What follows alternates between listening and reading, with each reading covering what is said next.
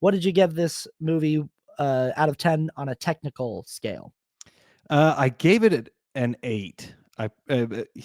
You know what? I need to give it a 9 because I think the I mean, my biggest problem, like I said, was the pacing was at sometimes the end is a little too rushed, and the beginning is a little too slow. More of a nitpick, but I think the costumes, the singing, the acting, everything is awesome. Those little nitpicks tick it down just one for me, but I think it was pretty. Everyone's in top form.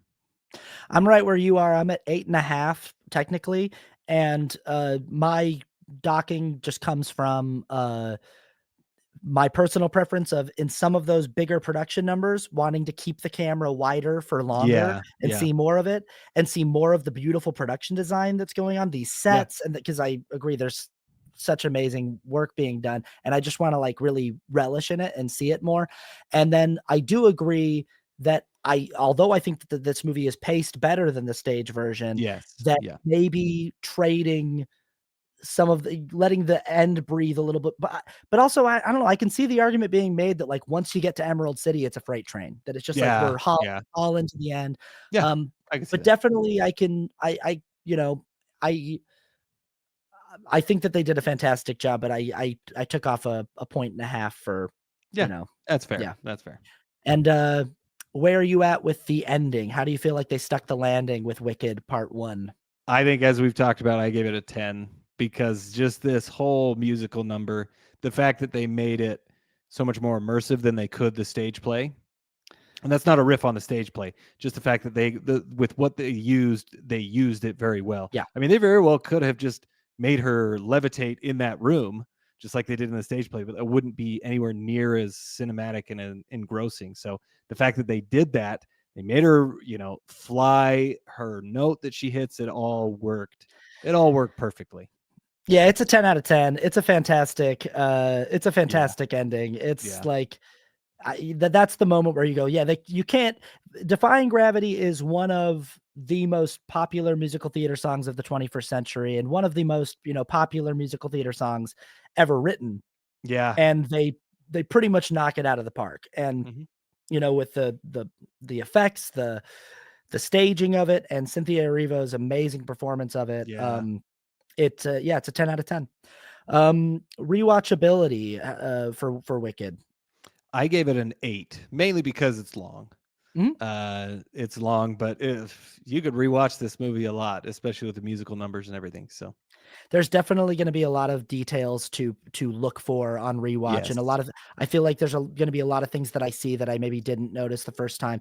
I gave it an 8.5 because, I love musicals, and this is a movie musical that really works, and I could really see myself revisiting and watching a lot. yeah, yeah, Cultural significance for Wicked. yeah. I mean, I put it at an 8. We'll see how. It's probably higher, and it probably will be. I mean, it's making a ton of money, Yeah. for what it was. So it's, I think the musical itself had a huge cultural impact, and the movie seems to be doing the same. So it might need to be more, but we'll see as time goes on. Yeah, I gave it a 9. I think this movie could make $1 billion, like, it might. It could, yeah. It I'm realizing now with Wicked and Gladiator 2 being, like, the big movies that just came out that, like, 2024 and with everything that we've been doing on this show, 2024 has been kind of an underwhelming year for films. Like, all of the biggest films that everyone was looking forward to kind of underwhelmed. Beetlejuice, Twisters, all of these legacy sequels, and then, Joker 2 just, like, really underwhelmed a lot of people, and I think that Megalopolis, like, all of the big movies didn't really perform, and Yeah, so yeah. Wicked might wind up being the movie of the year. It might wind up winning Best Picture at the It Academy could. It just could. from lack of competition, you know?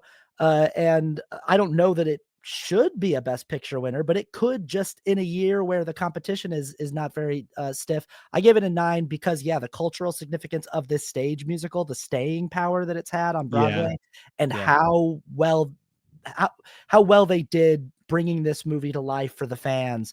I think it's gonna have a big echo. Um, Yeah. Subjective score for Wicked. I gave it an 8.5. Yeah. just for kind of some of the things. But I mean, man, this movie was great. I really, really enjoyed this movie. I gave it a 9. I'm just, I'm like, Yep. I'm really happy with it. I think, there's really nitpicky things that I could be Yep. a stickler on, but I'm like, why do that? It's great. Yeah. It's fantastic. And that's it for me.